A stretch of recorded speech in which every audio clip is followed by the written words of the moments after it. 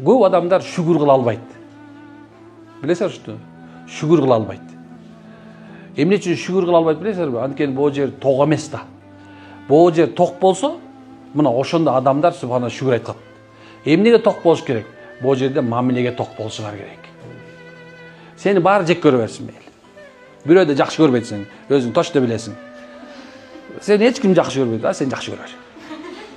Мамиле куруу деген субханалла чоң бир маселе.